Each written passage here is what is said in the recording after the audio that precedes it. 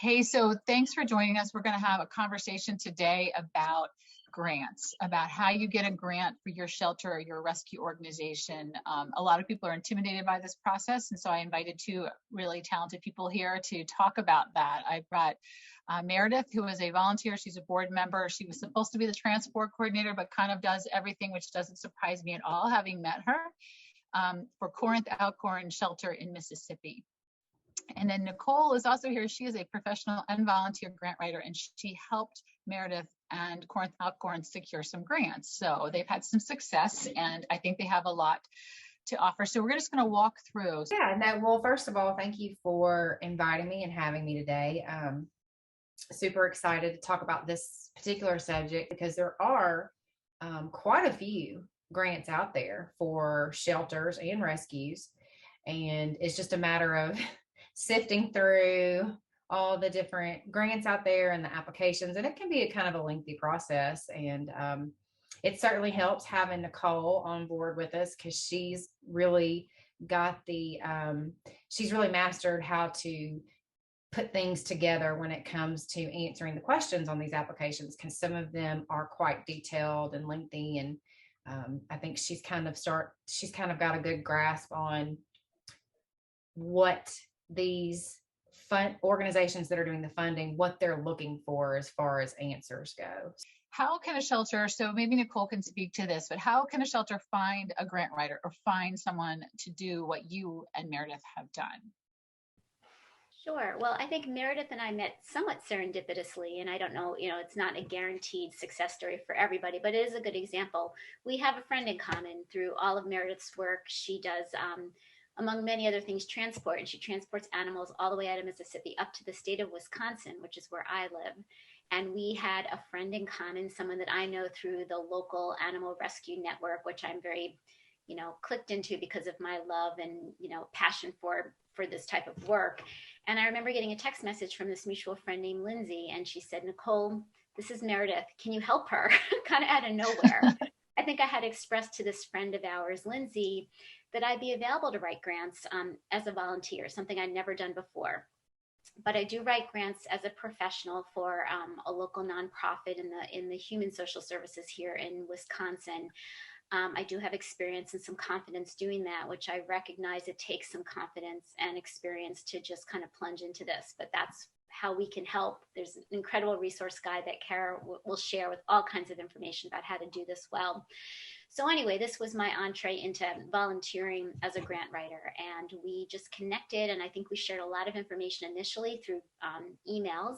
I basically started, I think, by saying, tell me your story, because telling a story is so critical to writing a successful grant.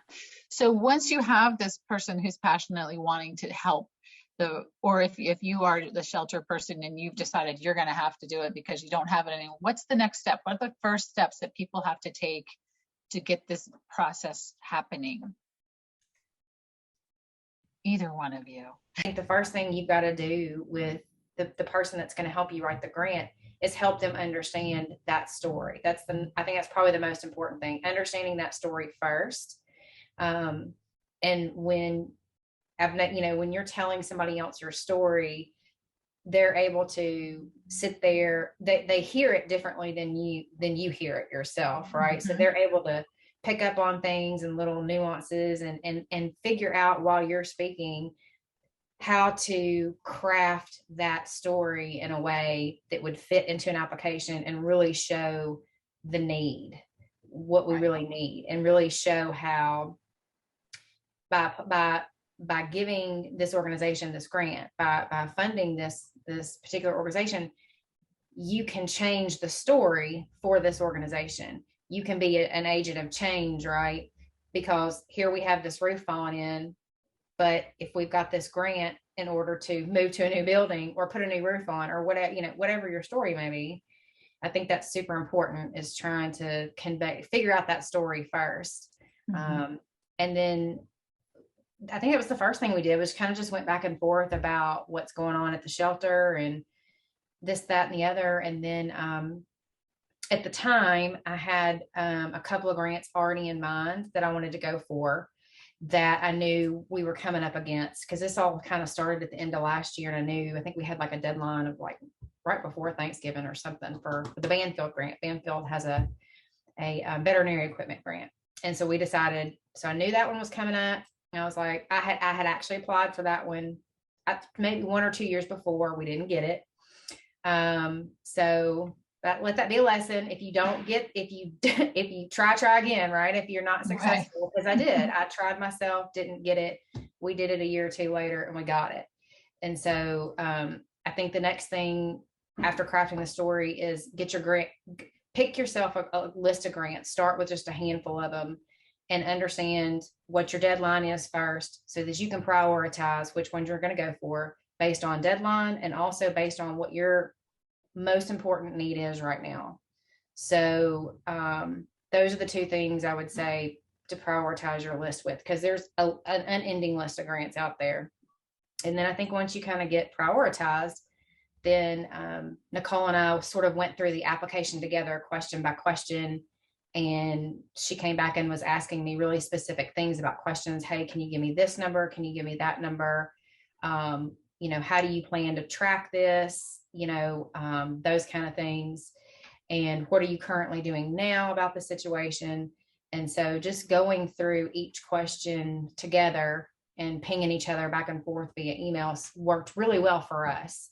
And it made it super easy to just copy paste a lot of information on my end and dump it into an email for her. Cause I already had, that's another thing. I pretty much had all the numbers already ready. That's another important thing I think is know your numbers, cause they're going to want numbers of some sort. Having your numbers ready, understanding your story, and your needs, and a few other things I think are some of the next steps to make it flow smoothly and quickly, I should say, helps things move a little quicker, I guess. Nicole, so jumping from that point, can you talk about some of the things that you are going to need? Like Meredith mentioned, there were certain things that you're going to need before you even start applying for a grant. Can you speak to those items? Absolutely, I'd be happy to. I think when I think about grant writing, aside from enjoying or being comfortable writing and telling a story, I think you have to be extremely organized. Organization is a very important part, because the majority of grants do ask for a number of different components. Aside from what we call the narrative questions, the actual straightforward questions like, why do you need this money? How would you use this money? How would you keep this project or program alive or continuing, once the grant ended? Those are some basic types of questions, but there's all these other supplemental materials. So some of those documents that Kara is referring to is you often need your organization's 990 form, which is the tax form, which shows, how you spent all your money as a nonprofit. You will need your federal ID number, your EIN. I forgot what EIN stands for, but that nonprofit, federal tax ID number, that will always be a bit of information to put in. I mean, most people have access to that. Sometimes you'll need a complete financial statement, which is much more than a 990. So if you have an auditor or you work with anyone who handles finances for your shelter, you'll need to keep that information somewhere where it's handy, where you can just take that document and attach it to your grant application. Some applications ask for a list of current board of directors. Some will ask for photos. There's a range, but it really helps to get organized at the very beginning and get all those documents and keep them, somewhere where you can easily find them again, and you don't have to waste precious time finding them or going back to your contact at the shelter to look for them. Then, touching on some of the aspects of a grant where you'll want to be organized, you'll want to create, like Meredith was talking about, craft that kind of story or that reason why you're in need of funding. Your organization's mission statement, that's a commonly asked question on a grant application. What's the mission statement of your organization? Usually they're just looking for 1 or 2 sentences. Being concise actually really is an important tip, I think, with successful grant writing. So all those different pieces and components that I'm mentioning, not in any particular order, are all items that you'll want to keep like in a folder on your computer, and so you can remain organized. So you have all of those. And then, so from there, so if you're gathering all this stuff, you're getting all this stuff together, how do you find grant opportunities? Like, where do you begin? Meredith mentioned there are lots, right? So where do you begin if you've never done this before? Who wants Want to to jump take on that? that one? I can tell you what I did. I Google. Google is your friend.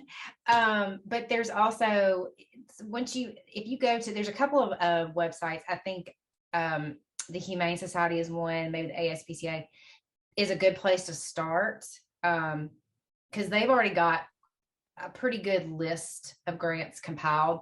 Not every grant is on there, but it gives you a good place to start so that you can check each grant out and determine whether or not that's a grant you're going to qualify for, because you won't qualify for everyone, because every grant is based on some sort of project. So some of them are capital build projects, some are spay and neuter, some are diversion intake, and so you're not going to want to apply for every grant out there, but you can start with those two websites to get an idea of where to go. And usually what I have found is once you click on one grant and start reading, it leads you to another.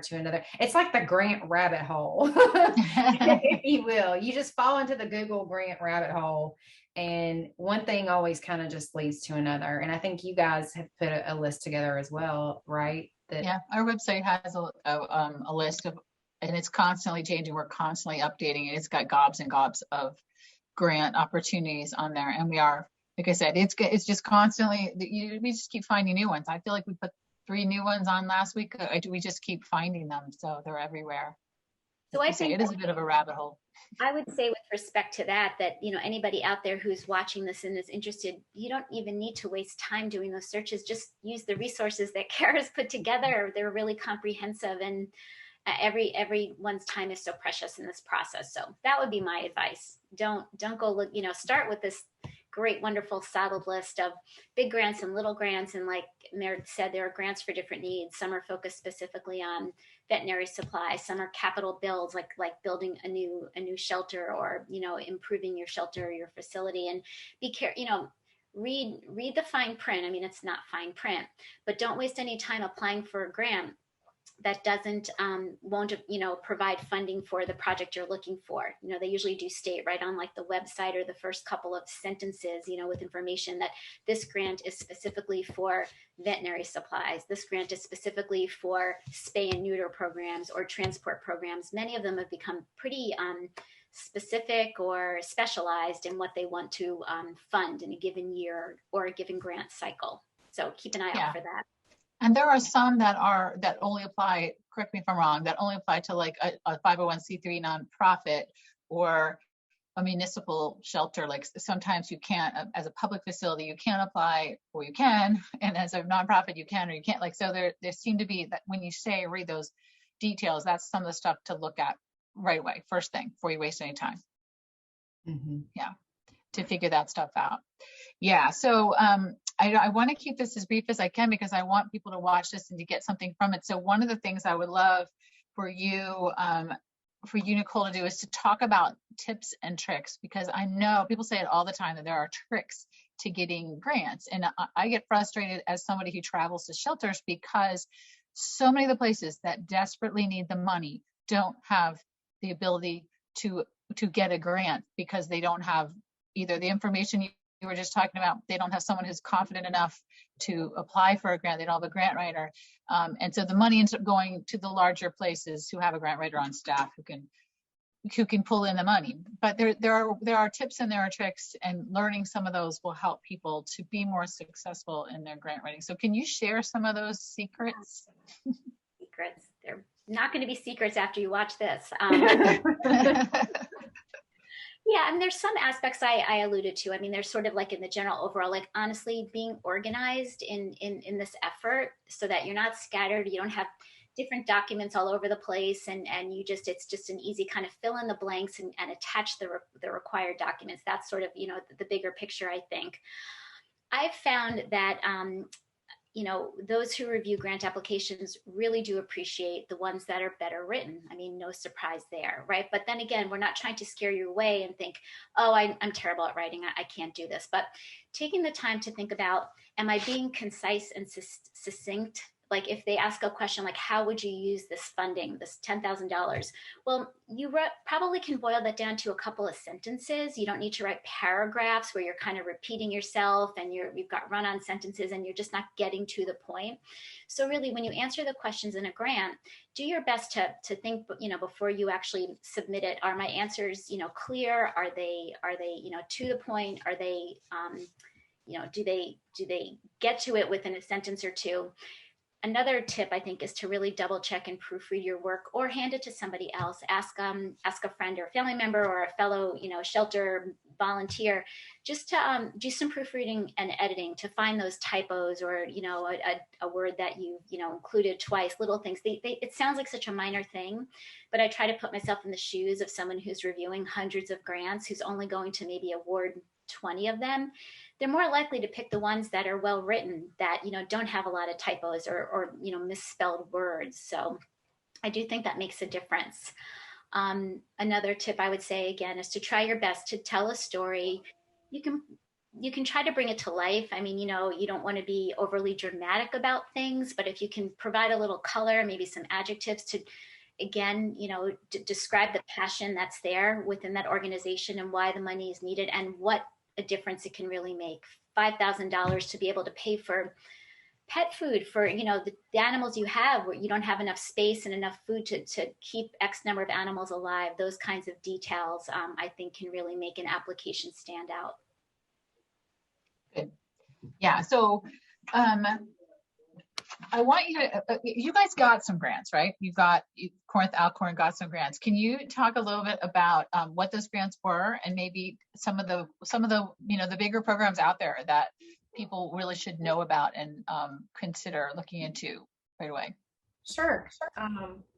So the first grant we tackled was the Banfield Veterinary Equipment Grant, which is specifically for vet clinic spay and neuter type equipment.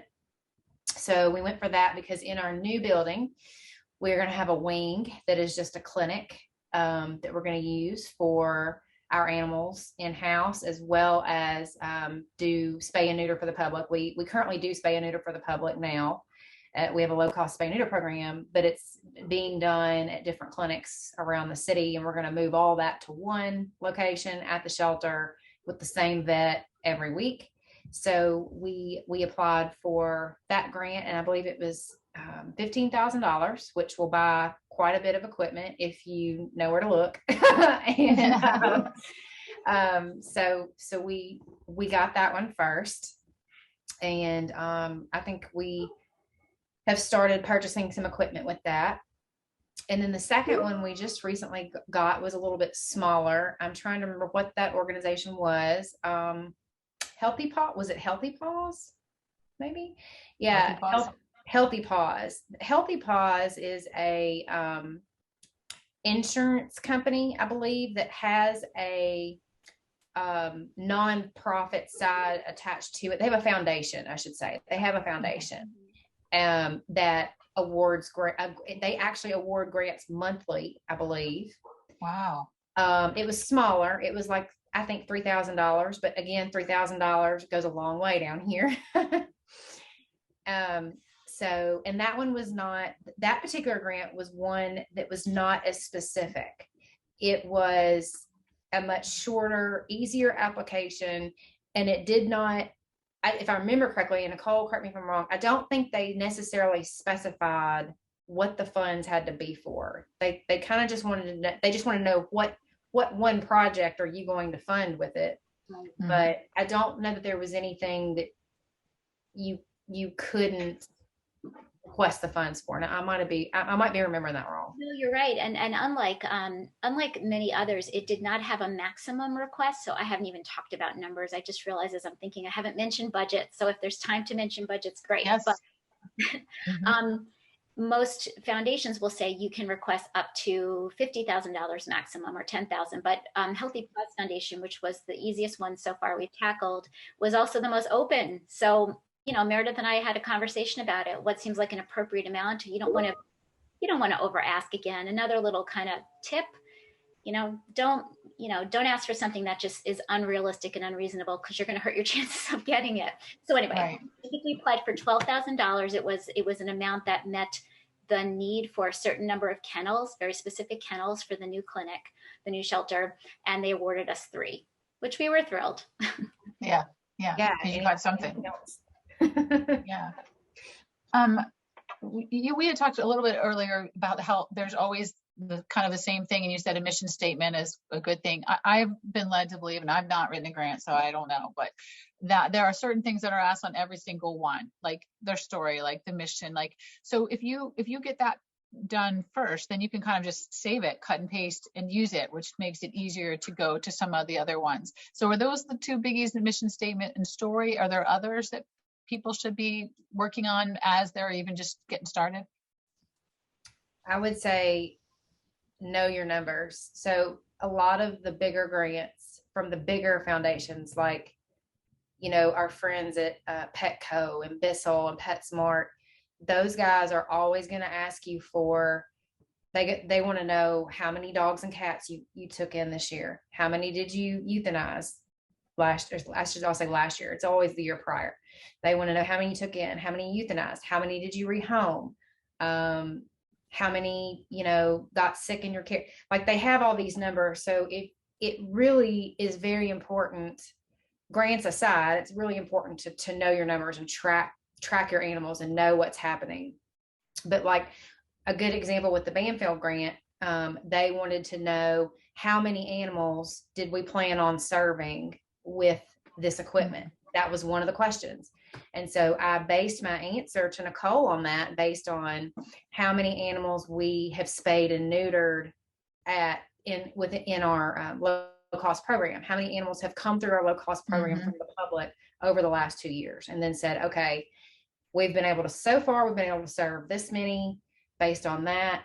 If we had it in house, what can I forecast? Like, what do I think a good number is? So knowing that number was super important. So knowing your numbers on every aspect of every program that you have, if you're looking for money for a foster program, if you can tell them how many foster homes you have, how many animals you're being able to foster in a year, and how you think you could expand that program based on what you've already done with this money. Things like that I think are super important to go ahead and dig all that information up and have it ready, because they're the bigger the amount, the more likely it is they're going to ask you for real specific things, and numbers are always one of them so far. Yeah, and those numbers are things that if you're a shelter director or an ACO, you might have easy access to, but if you're a volunteer trying to help, then you got to start that process for getting that information from them. So those, like you said, are critical, and you're going to need them. So gathering as much data as you can ahead of time probably makes the whole thing go smoother. Yeah, and I'll just add to that. That's a great point, Meredith. Some of these larger foundations, some of the ones you've mentioned, Best Friends out in Utah, they have the Rachel Ray Save Them All and No Kill Excellence. Those are 2 big grants that they offer. They're an example, as well as Pedigree and Petco. What they actually require is that you create a dashboard. You have to sign up ahead of time and be a partner of the foundation prior to even submitting an application. So it is a few extra steps, and it sounds like a hassle, and frankly, it can be a hassle. You may be not have the capacity to do that. So I don't want anyone to be surprised if you run into this, but something to think about. If you have the capacity and the help and the volunteers to take the time and create your, sign up online, it's free, but be officially you have to be a partner, and then you have to populate these data dashboards with the numbers that Meredith is talking about. That's a part of it. And my advice is, if you just don't have the ability to do all that, I don't want to say don't go for it, but maybe there's an opportunity within the grant application to explain why you haven't been able to gather those numbers. Maybe your year prior you had 0 employees and you were basically operating with a volunteer. That's a little bit of a stretch, but I get upset when I think about the barriers that exist for the smaller shelters, the ones that Kara teaches us all about in her blogs and her books. They don't have paid employees often, or a handful, and they have no time. So maybe that's the subject of another recording. Yeah, no, but that's why those are the people that we hope will take some encouragement from this and want to do this and feel like they can. And getting registered on some of these organizations is time consuming. It is a pain, but that is something that possibly could be outsourced to a volunteer. I think pedigree grants are the same way. You have to be like on their registered on their stuff. So making that happen is, it's first steps. And there's organizations out there like Max and Neo, which is a super simple, just go on their website, fill out the form, and you can start receiving free Max and Neo stuff, leashes and collars and supplements, and I don't know what else they give out. They send those boxes out 3 times a year. And all you have to have is a 501c3 number, and you just go online and do it. So there's some simple ones, and we try to list a lot of those on the Who Will Let the Dogs Out on our tab for shelters and rescue resources. I think it says resources for shelters and rescues. And we are just getting ready actually to launch a much bigger grouping of stuff. We're still figuring out how to get it on the website information, lots of community outreach programs and other things that are free or easy, or you can kind of steal the idea from another shelter kind of thing. So there'll be more. So there's places to start with simpler things if you don't have those numbers, but getting those numbers is critical. Having those numbers is really important. And so if you aren't tracking them, start tracking them today so that you have them. Okay, ladies, last thoughts, anything you want to add to this, just to encourage other rural, smaller shelters to go for it in the grant world? I just hope anyone who's listening will give it a shot. I really do. There's so much money out there. Like Kara said at the beginning of this, the list continues to grow.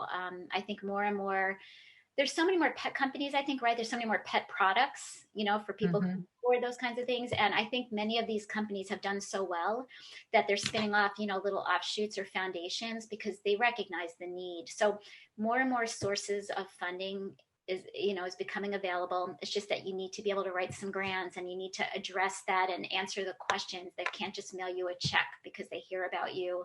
So I just encourage anyone who thinks that they can go for it in any way with any kind of help, please do. Meredith, any last thoughts? Yeah, I would say don't let the number of grants and the kinds of questions you will see on some of these applications overwhelm you or scare you, because I think they can. Because some of the bigger the grant, the more questions you'll have to answer, and the more in depth the questions are. The smaller ones, like the Healthy Paws, that was super easy to get, a handful of questions, not super detailed. So if you're starting out doing this the first time, I highly recommend doing what me and Nicole did. Is we went through some of these grant lists, like we were talking about earlier, where to find these grants. And her and I have made a detailed spreadsheet that we use of all the grants, and to help us take a step back and look at everything and what they offer on one sheet of paper, right? And go, okay, this Bissell grant, here's the deadline for it. Here's how much they award. Here's the projects they award for. And then, here is, some of the requirements, and can we, and so it's easier if you go about it systematically, if you're able to go about it systematically in just an Excel spreadsheet and get it all there in front of you, so you can easily pick which grants to go for, and you've got all your deadlines in one place. So you can go, okay, here's this grant deadline is in 6 months. Go ahead, if you can read, if they have the application already out there, go ahead and read through it, figure out what you need, so that you can start working on it as soon as possible, so that you don't come up against a deadline and feel stressed and overwhelmed and like, oh my gosh, this is impossible. I'll never get this done because it's due in 2 weeks. So I would say get you a list together and know what your deadlines are, and go ahead and start trying to figure out which grants you can apply for months ahead of time, if possible, so that you don't run the risk of, overdoing it and burning out on it. I think people that try to do it sometimes do get burned out on it, because it just seems super overwhelming when you're having to look at a page online that's got 15 different links to different grants, and you've got to click on each one. It's just a little bit easier if you can get a little bit of information from each one and dump it in a spreadsheet and have it ready to go. I think that would be, it's helped me anyway. But I also am I love Excel and I love spreadsheets. So,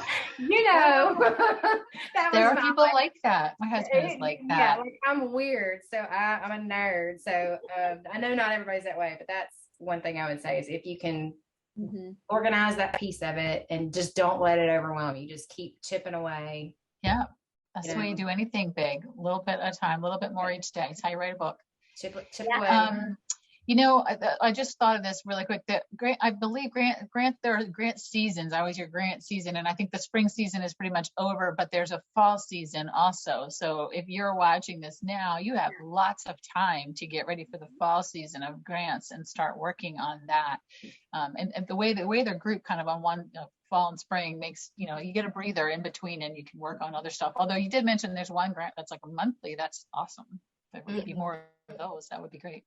I think Petco, I think it's Petco that has a grant. I think they've got about a grant each quarter. So they've got one coming up that's due, I think at the end of May, and they have one that it opens in July that I think Nicole and I had discussed we might try to go for the one that opens in July. So you've got a couple of months in between. So it kind of varies from organization to organization which is another reason to get you a spreadsheet going and try to figure out where the windows are, what the open and the close window is, and understanding those before you even get started, I think is important, Right. Well, thank you guys so much. This has been a lot of really great information. We are going to think about doing something like a Q&A with this at some point. So down the road, then we do that live on either Facebook or Instagram to try to get some more questions answered.